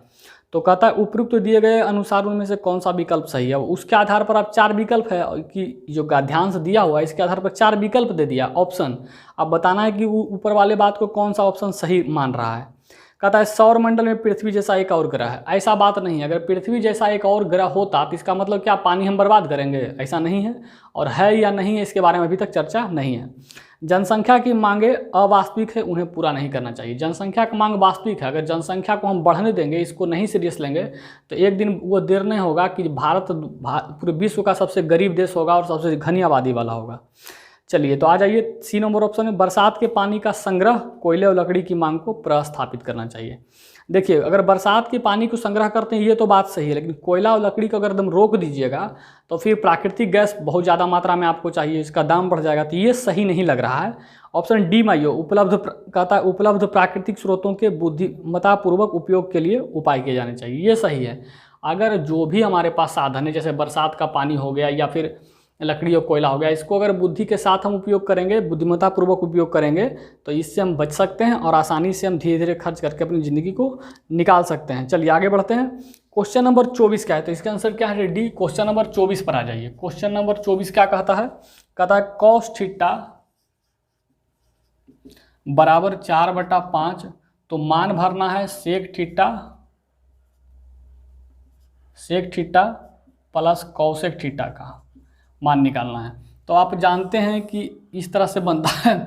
और कॉस थीटा बराबर हम आपको बताए हैं आधार बटा क्या होता है? कर्ण। आप सभी याद रखिए, लाल बटा कक्का करके हम बताए थे, लाल बटा के ए। इस ट्रिक के अनुसार साइन कॉस टेन, तो कॉस का आधार बटा कर्ण, साइन का लंब बटा कर्ण और टेन का लंब बटा आधार। तो यहाँ कॉस पूछा है तो आधार बटा कर्ण, आधार बटा कर्ण इसका फॉर्मूला होता है। तो आधार का मान 4 और कर्ण का मान 5 दिल है, तो निकालना लंब है आपको। तो इसका स्क्वायर करके इसका स्क्वायर घटाते हैं, यानी कर्ण के स्क्वायर में से लंब का स्क्वायर घटाते हैं। तो 5 का स्क्वायर 25 में से 16 जाएगा तो 9 बचेगा। 9 का वर्गमूल कितना? 3। तो आपके पास लंब निकल गया 3। अब देखिए कॉस का उल्टा सेक होता है, तो कॉस का उल्टा सेक होता है। तो कॉस थीटा बराबर आधार बटा कर्ण है, तो इसका उल्टा करेंगे तो सेक हो जाएगा, यानी कर्ण बटा आधार। ये हो जाएगा कर्ण बटा आधार और प्लस कॉसेक थीटा साइन का उल्टा होता है, तो साइन थीटा बराबर लंब बटा कर्ण होता है, तो हो जाएगा कर्ण बटा लंब। कर्ण बटा लंब, तो कर्ण का मान 5, आधार का मान 4 प्लस कर्ण का मान 5, लंब का मान 3। 4 3 का लघुत्तम 12, 4 तिया 12 तो 5 तिया 15, 3 चौके 12 तो 20, यानी 35/12। तो देखिए कौन से ऑप्शन में 35/12 है? सी नंबर ऑप्शन में है। चलिए आगे बढ़ते हैं। क्वेश्चन नंबर 25 को देखते हैं। क्वेश्चन नंबर 25 क्या कहता है, निम्नलिखित व्यवस्थित शब्द को फिर से इस प्रकार व्यवस्थित कीजिए। देखिए 25 नंबर क्वेश्चन क्या है, फिर से व्यवस्थित करने बोल रहा है। लिखा हुआ है ए नंबर ऑप्शन में लिखा हुआ है DRE, बी नंबर ऑप्शन में लिखा हुआ है LUBE और सी नंबर में ऑप्शन लिखा हुआ है GROANE और डी नंबर में लिखा हुआ है KNIP। तो कहता है इसको अर्थपूर्ण शब्द बनाना है, यानी एक अर्थ निकले। तो DRE को हम लिख सकते हैं RED, रेड, रेड माने क्या होता है लाल। LUBE को ब्लू लिख सकते हैं BLUE, ब्लू, ब्लू माने क्या होता है नीला। और देखो जो ग्रोएन लिखा हुआ है इसको हम ऑरेंज कर सकते हैं ORANGE, ऑरेंज माने क्या होता है संतरा या ऑरेंज कलर भी होता है, ठीक है ऑरेंज। और KNIP को हम पिंक लिख सकते हैं PINK। तो देखिए ये तीनों जो है ब्लू, रेड और पिंक कलर है। ऑरेंज भी कलर है लेकिन ऑरेंज के साथ साथ कलर के साथ ही फल भी है, तो इसको क्या कहेंगे अलग कर देंगे। ऑरेंज एक प्रकार का फल भी है, तो 25 का आंसर सी जाएगा, आपको इसमें अलग चुनना था। चलिए 25 नंबर हो गया। क्वेश्चन नंबर 26 पर आइए। UNA का मुख्यालय कहाँ है, न्यूयॉर्क में। UNA का मुख्यालय कहाँ है, न्यूयॉर्क में, याद रखना है। और यूनिसेफ का मुख्यालय भी न्यूयॉर्क में है। और UNO का फुल फॉर्म होता है यूनाइटेड नेशन ऑर्गेनाइजेशन, संयुक्त राष्ट्र संघ, और इसकी स्थापना 1945 में हुई थी, 24 अक्टूबर 1945 को। 27 नंबर क्वेश्चन कुछ नहीं है, प्रिंटर है, प्रिंटर के बारे में लिखा गया है, उसी को मिला करके आपको लिखना है। INT जो लिखा हुआ है सबको मिला कर, P का लिखा हुआ क्या है, सबका मिला के लिखना है। जैसे 27 नंबर देख लेते हैं। देखिए 27 नंबर क्वेश्चन क्या है, देखिए जैसे लिखा हुआ है PRINTER, प्रिंटर को लिखा गया है मान लीजिए इस तरह से डॉलर, उसके बाद हज, उसके बाद @ उसके बाद स्टार के बाद है फाई के बाद है एंड और हज, इस तरह से लिखा हुआ है। तो अगला जो आपको लिखा हुआ है जैसे INTER लिखा हुआ है, ये बर्ड लिखा हुआ है, तो बस मिलाना है। जैसे I का मान IN का मान क्या है, तो देखिए यहाँ ये दोनों ले लीजिएगा। IN, T का मान देखिए क्या है, तो पहला दूसरा तीसरा, पहला दूसरा तीसरा, T का मान, E का मान देखिए क्या है एंड।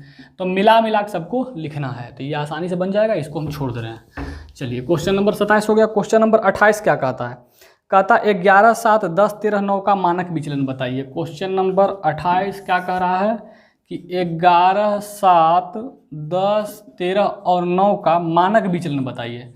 तो मानक विचलन निकालने के लिए आपसे मानक विचलन पूछा है, मानक विचलन पूछा गया है आपसे। तो इसको निकालने के लिए क्या करेंगे, पहले माध्य निकालेंगे। पहला काम क्या करेंगे, माध्य निकालेंगे। माध्य का मतलब क्या होता है, औसत।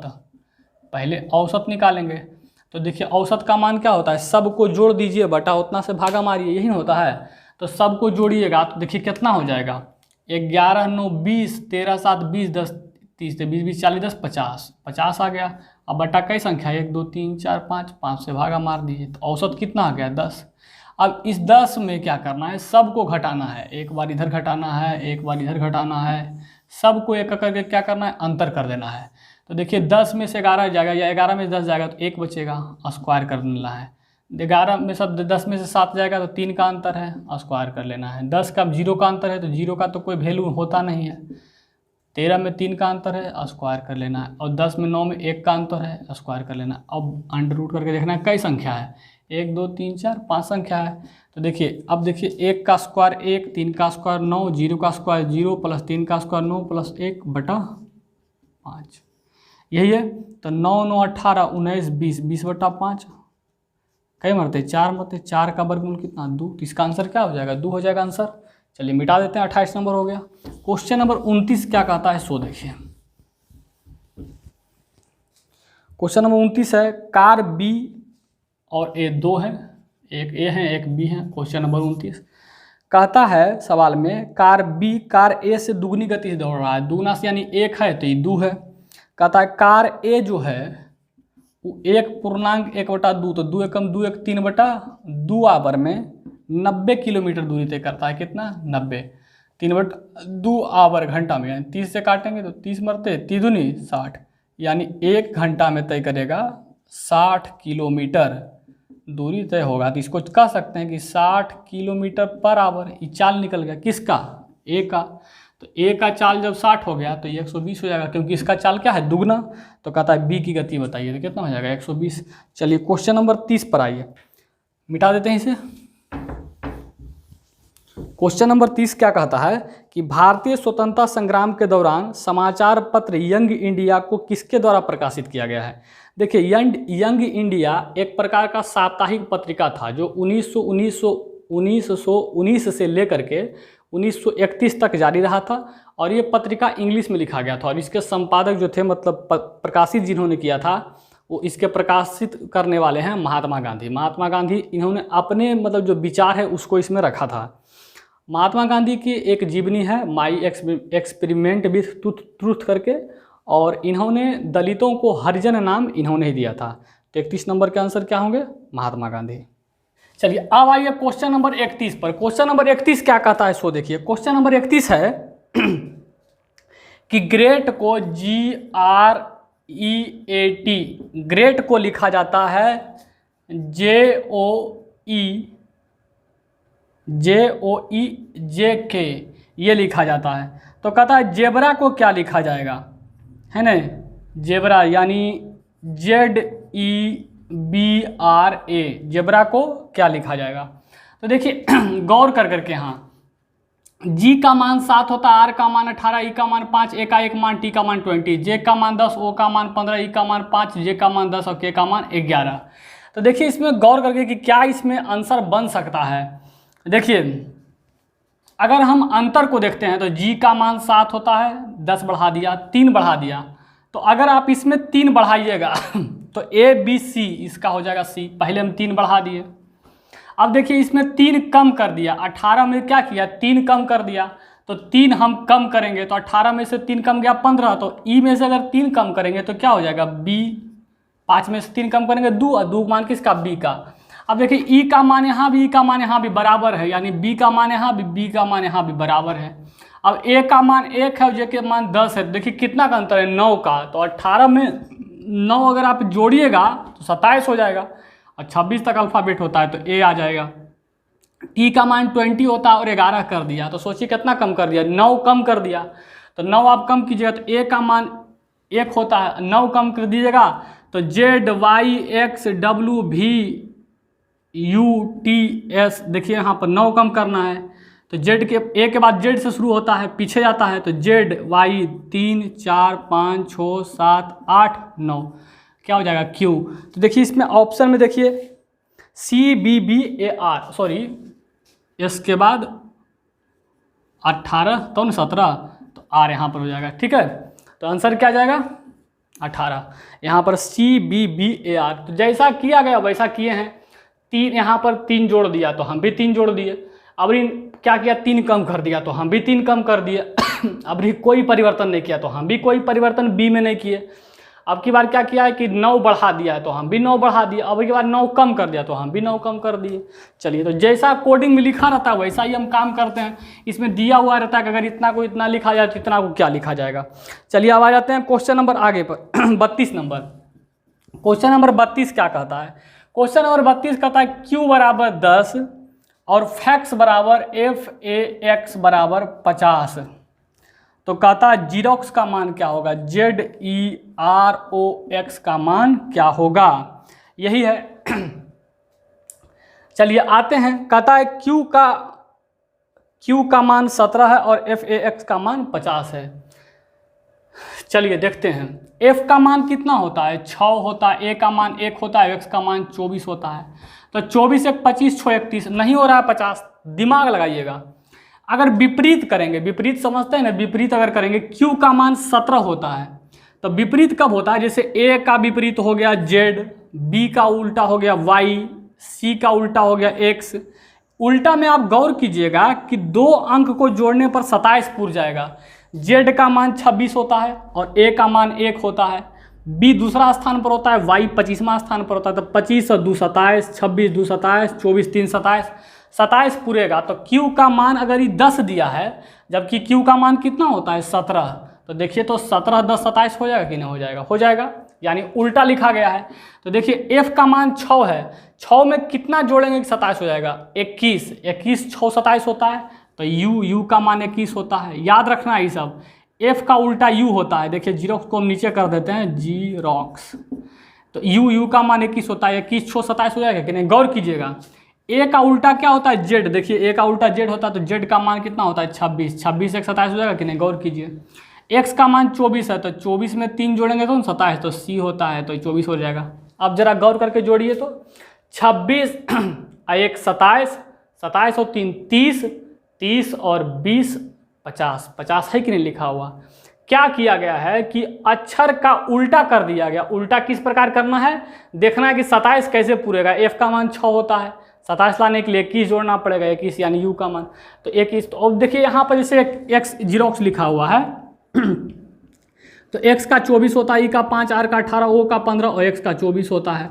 तो अब उल्टा कैसे लिखेंगे, 27 पुराना है, तो देखिए 3, 24 3 27, 5 है, 5 में कितना 22 5 27, 18 9 27, 15 12 27, 24 3 27।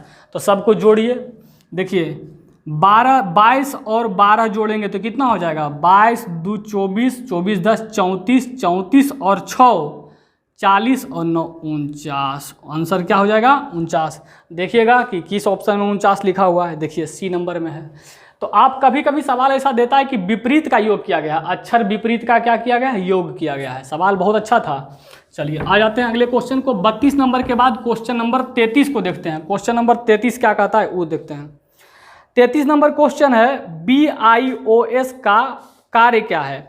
BIOS का कार्य क्या है, देखिए BIOS बेसिक, B से बेसिक, I से इनपुट, O से आउटपुट और S से system. Basic input output system BIOS का फुल फॉर्म होता है। और ये क्या होता है कि BIOS क्या करता है, जैसे किसी भी प्रकार का हार्डवेयर, जैसे मान लिया जाए आप क्या करते हैं, माउस को लगाते हैं, उससे कंप्यूटर को चलाते हैं या कीबोर्ड से चलाते हैं, तो किसी भी प्रकार के अगर हार्डवेयर को जोड़ के हम चलाते हैं तो वो काम किस पर करता है, BIOS पर काम करता है। इसी के द्वारा वो हार्डवेयर उसमें कनेक्ट होता है और चलता है। तो इसका आंसर क्या पूछा गया है, सिस्टम हार्डवेयर के पुर्जों को प्रारंभ करना, यही इसका आंसर है। सिस्टम जो हार्डवेयर जो सिस्टम होता है, जैसे माउस हो गया, कीबोर्ड हो गया, उनके पुर्जों को ही प्रारंभ करता है, यानी चलने के लिए बाध्य करता है BIOS। चलिए ऑन्कोलॉजी क्या है, ऑन्कोलॉजी कैंसर से संबंधित है। ऑन्कोलॉजी में कैंसर का अध्ययन होता है। क्वेश्चन नंबर 35 क्या कहता है, थार का रेगिस्तान कहाँ स्थित है। देखिए थार का रेगिस्तान भारत के राजस्थान में स्थित है और ये भारत के साथ साथ पाकिस्तान में भी स्थित है। तो थार जो भाग, जैसे पूर्वी भाग थार कहलाता है और पश्चिमी भाग पाकिस्तान में चला जाता है, तो जो चोलिस्तान कहलाता है, आप पीछे एक सेट में पढ़े थे। तो थार का रेगिस्तान कहाँ है, राजस्थान में, इस बात का ध्यान रखना है। और पता होगा भारत विश्व का सबसे बड़ा रेगिस्तान सहारा, दूसरा नंबर पर कालाहारी मरुस्थल। अब एशिया का सबसे बड़ा मरुस्थल गोबी मरुस्थल जो चाइना में है, अब भारत में सबसे बड़ा थार है। चलिए आ जाते हैं, अगला क्वेश्चन है 36 नंबर, किसमें विटामिन डी सबसे ज़्यादा होता है। तो विटामिन डी सबसे ज़्यादा सूर्य की रोशनी में होता है, लेकिन ऑप्शन कैसा है, बिनौला यानी कॉटन सीड का तेल, जैतून का तेल, कॉलर लीवर यानी मछली का तेल और सूर्यमुखी का तेल। तो सबसे ज़्यादा सूर्य के बाद विटामिन डी मछली के तेल में होता है। तो आंसर क्या जाएगा, मछली के तेल यानी फिश ऑयल में। चलिए अगला ये क्वेश्चन नंबर 37, भारत का संविधान दिवस किस दिन मनाया जाता है या कब मनाया जाता है। 26 नवंबर को भारत का संविधान दिवस मनाया जाता है, ये आपको याद रखना है। चलिए आगे बढ़ जाते हैं। क्वेश्चन नंबर 38 क्या है, नीचे कुछ कथन और उसके बाद कुछ निष्कर्ष दिए गए हैं और आपको निष्कर्ष का मान बताना है। कुछ इलेक्ट्रॉनिक, क्वेश्चन नंबर 38 देखिए क्या है बाबू, कुछ इलेक्ट्रीशियंस प्लम्बर हैं। मान लीजिए ये इलेक्ट्रीशियन है, इसे इलेक्ट्रीशियन, इसमें से कुछ प्लम्बर हैं, तो कुछ काट लेते हैं और कर दें पी से प्लम्बर। प्लम्बर बोलते हैं जो नल वगैरह ठीक ठाक करते हैं ना, घर में टंकी लगाते हैं, नल का काम करते हैं, उसको प्लम्बर कहते हैं। इलेक्ट्रॉनिक्स हो गया जो घर में वायरिंग वगैरह सब करने वाले हैं हो गए। चलिए आ जाते हैं, सवाल को कहता है कुछ इलेक्ट्रीशियंस प्लम्बर हैं, यानी सारा इलेक्ट्रीशियन में से कुछ भाग क्या हैं, प्लम्बर के हैं। कहता है सभी प्लम्बर मैकेनिक्स हैं, जितने भी प्लम्बर हैं सब के सब क्या हैं, मैकेनिक्स हैं। तो सोचिए अगर मैकेनिक्स प्लम्बर को लेने चला था तो थोड़ा सा इलेक्ट्रॉनिक को भी काट लिया है, इस बात का ध्यान रखिएगा। अब निष्कर्ष क्या कहता है कुछ मैकेनिक्स इलेक्ट्रीशियन या प्लम्बर हैं। सारे मैकेनिक्स में से कुछ इलेक्ट्रीशियन और कुछ प्लम्बर भी हैं, तो पहला बात सही है, पहला बात क्या है, सही है। दूसरा है सभी इलेक्ट्रीशियंस मैकेनिक नहीं हैं। जितने भी इलेक्ट्रीशियन हैं सब के सब मैकेनिक नहीं हैं, कुछ मैकेनिक हैं, सब थोड़ा काटे हुए हैं, तो कुछ मैकेनिक है। दूसरा बात भी सही है, यहाँ बोला है कुछ ही मैकेनिक्स हैं, यानी बात सही है, सब नहीं है। तो यहाँ पर दोनों सही होगा, 1 और 2 दोनों सही है। निष्कर्ष ऑप्शन नंबर सी में 1 और 2 दोनों सही है। आ जाइए क्वेश्चन नंबर 39 में। क्वेश्चन नंबर 39 क्या कहता है, इस पर चर्चा करते हैं। 1 दर्जन केले का मूल्य 5 रुपया है। देखिए क्वेश्चन नंबर 39, एक दर्जन केले का दाम कितना है, 5 रुपया है। 1 दर्जन केले का दाम 5 रुपया। 1 दर्जन में कितना केला होता है, 12 केला। तो कह सकते हैं कि 12 केला का दाम 5 रुपया है। 1 दर्जन केला का दाम 5 रुपया, यानी 12 केला का दाम 5 रुपया। कहता 1 दर्जन संतरा का मूल्य, 1 दर्जन में कई संतरा, 12 संतरा, डायरेक्ट लिख रहे हैं। 1 दर्जन बोल रहा है, 1 दर्जन संतरा यानी 12 संतरा। 12 संतरा का मूल्य 75 रुपया है। कितना रुपया है, 75 रुपया है। कहता तो 1.25 दर्जन केले, 1.25 दर्जन केले। सोचिए 1.25 दर्जन केला कैसे समझेंगे। देखिए केला को अगर बांटिएगा 1 दर्जन को तो 3-3 के भाग में बटेगा। 3 का 6, 3 के 9, 3 चौक 12। ये हो गया आपका एकदम लेके चलिए 25 पैसा के बराबर। ये 50 पैसा दोनों मिलके ये मतलब पौना पैसा ही पूरा पैसा। तो बोल रहा है कि 1.25 दर्जन का मतलब हुआ पहले 1 दर्जन ले लीजिए और उसके बाद 3 केला और ले लीजिए, हो जाएगा ये 1.25 दर्जन, यानी 15 केला। 15 केला को बोलेंगे 1.25 दर्जन। 15 केला यानी 1.25 दर्जन केला और 3/4 दर्जन। 3/4 का मतलब हुआ 3/4 का मतलब हुआ 75%। 3/4 को अगर 100 में गुना कीजिएगा तो कितना आ जाएगा, 75। 25 दिया 75%। तो 75% का मतलब 25, 50, 75 यानी 9 केला।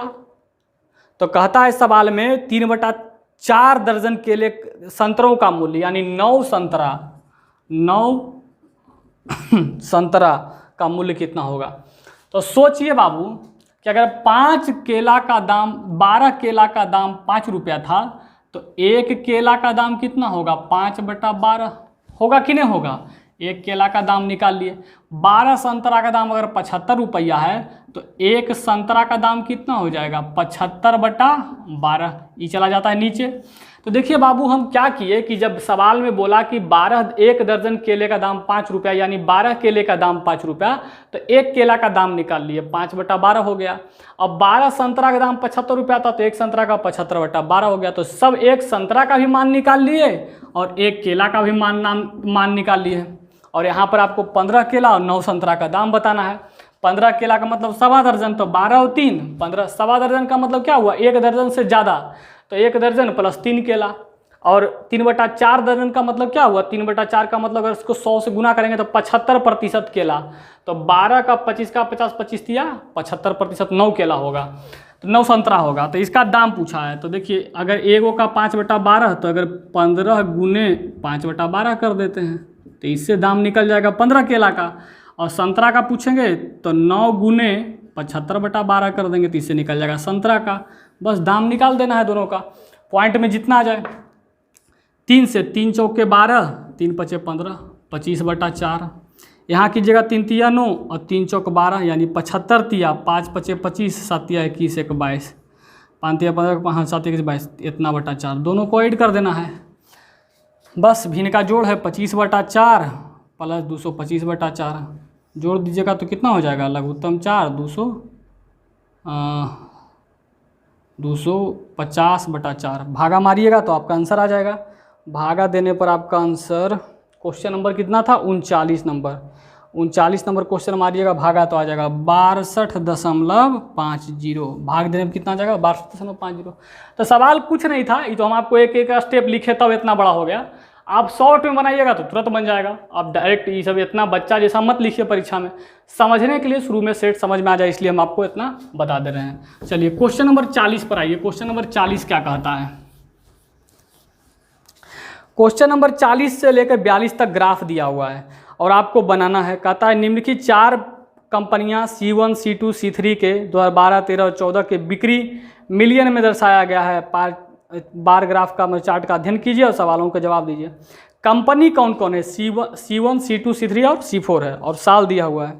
चलिए अब इसके सवाल पर आते हैं। सवाल क्या कहता है, क्वेश्चन नंबर 40 नंबर देखते हैं। क्वेश्चन नंबर 40 को, क्वेश्चन नंबर 40 क्या है, 2012 से 2013 के दौरान किन दो कंपनियों में वृद्धि दर्शाई गई है। देखिए 12 से लेकर के 13 के दौरान बताना है, तो 12 से 13 में जाइए। 12 से 13 में देखिए कि कौन कौन कंपनी वृद्धि हुआ है। तो 12 से 13 में इधर देखिएगा नीचे सब बनाया हुआ है, इस तरह का जो पूरा ब्लैक किया हुआ है वो 12 लिखा हुआ है 2012, और एक हल्का धीमा जो है, पूरा हल्का धीमा है वो 2013 लिखा हुआ है, और एक हल्का सा काला हल्का दिया हुआ है करके वो 2014 लिखा हुआ है। तो तीनों का लिखा हुआ है। कहता है किस में वृद्धि दर्शाया गया है।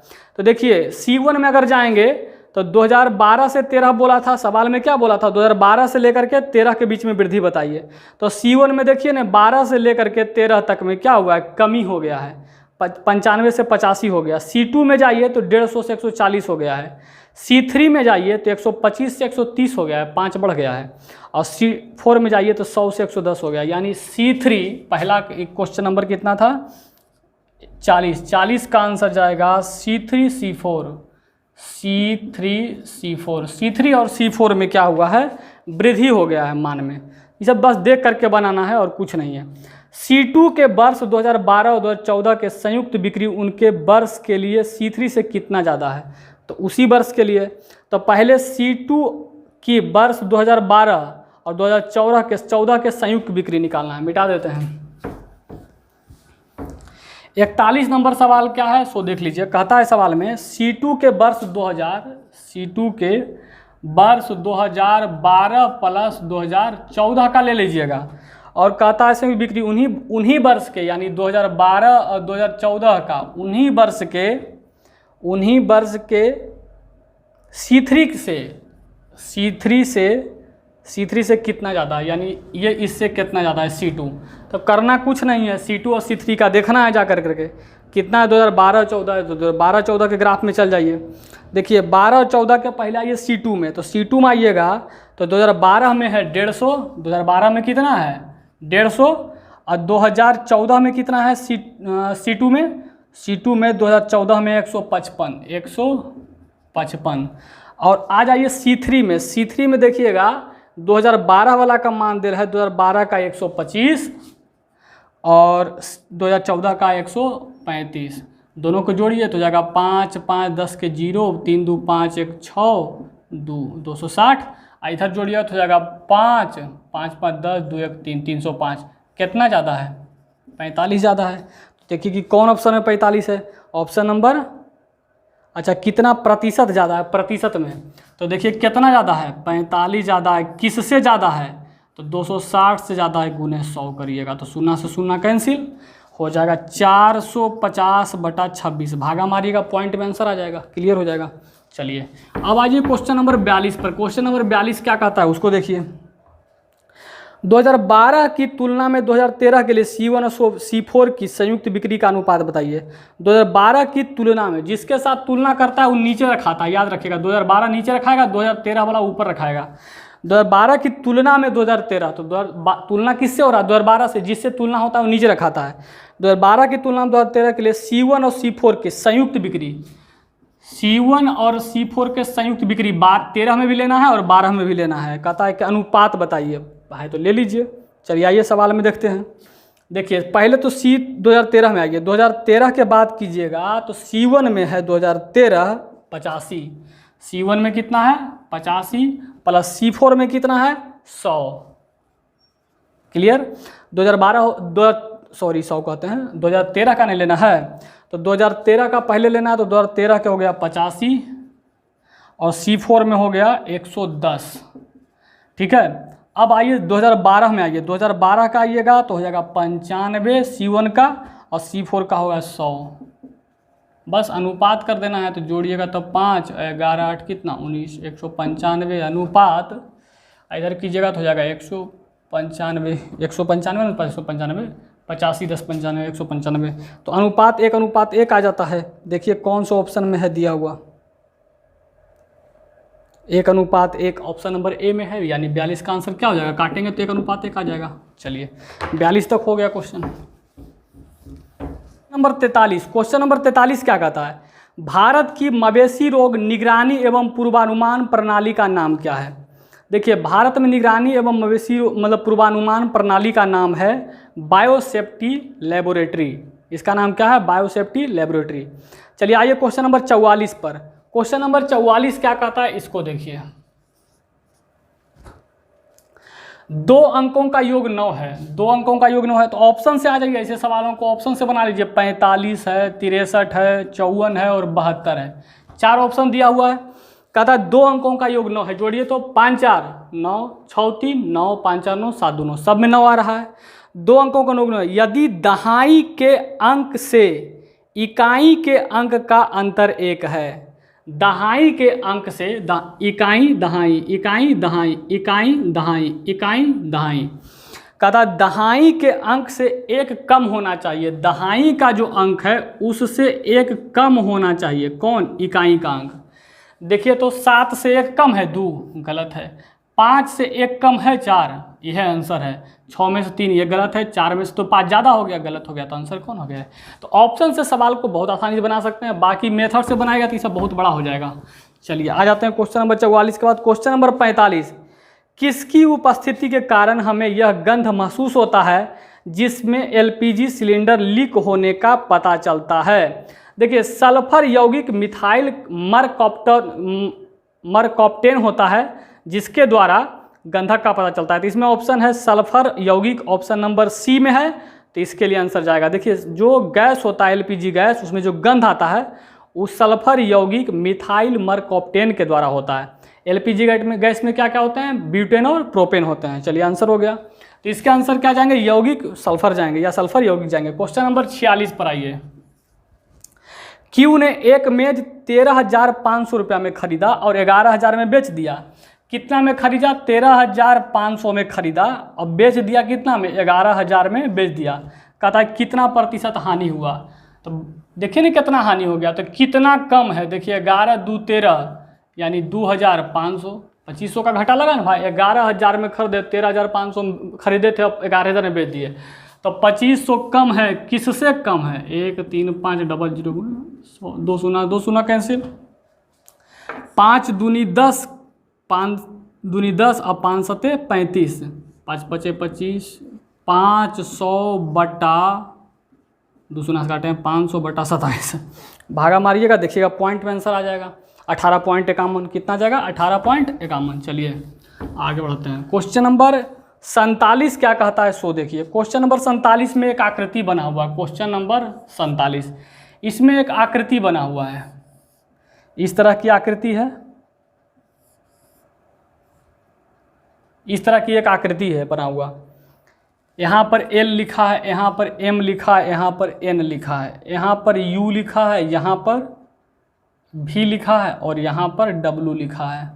ठीक है, और सवाल में कह रहा है, यहाँ पर S लिखा हुआ है। सवाल में कहता है यदि LMN, सवाल में कहता है यदि LMN और UVW समरूप त्रिभुज हैं। LMN यानी बड़ा वाला त्रिभुज और छोटा वाला त्रिभुज समरूप है। समरूप का मतलब समझिए। और सवाल में कुछ दिया है, यहाँ पर 7 दिया है और यहाँ पर 28 दिया है। चलिए तो कहता है S का मान ज्ञात कीजिए। इसका मान आपको ज्ञात करना है S का। ठीक है, और कुछ दिया है, यहाँ पर 32 दिया है। इतना सवाल में दिया है भाई। और कहता है समरूप त्रिभुज। तो सबसे पहले समरूप समझिए कि समरूप त्रिभुज क्या होता है। समरूप हम उस त्रिभुज को कहते हैं जिसका कोण बराबर हो और भुजाएं समानुपाती हो। तो कोण बराबर का मतलब अगर ई कोण है तो ई कोण भी बराबर होगा, अगर ई कोण इस कोण के बराबर होगा, ई कोण और इस कोण के बराबर होगा, तो कोण बराबर होगा। अब भुजा समानुपाती यानी 1 अनुपात में होना चाहिए। तो देखिए तो भुजा समानुपाती, ई भुजा का मान अगर 7 है तो देखिए ई भुजा का मान 28 है। तो 7 चौके 28, कै मरते, 4 मरते। तो सोचिए यहाँ पर कितना रखेंगे कि 32 आ जाए, 4 मरते, 8 रखिएगा। इसका मान कितना रखिएगा, 8, 8 चौके 32, 7 चौके 28। तो समरूप त्रिभुज हो जाएगा क्योंकि भुजा समानुपाती हो जाएगा। तो आंसर यहाँ पर क्या होना चाहिए, 8 होना चाहिए। चलिए क्वेश्चन नंबर आ जाइए, आगे बढ़ते हैं। क्वेश्चन नंबर 48 क्या कहता है सो देखिए। 48 नंबर क्वेश्चन क्या है, तीसरी पीढ़ी की उस एंटीटैंक मिसाइल का नाम क्या है जिसका राजस्थान में DRDO द्वारा सफलतापूर्वक परीक्षण किया गया है।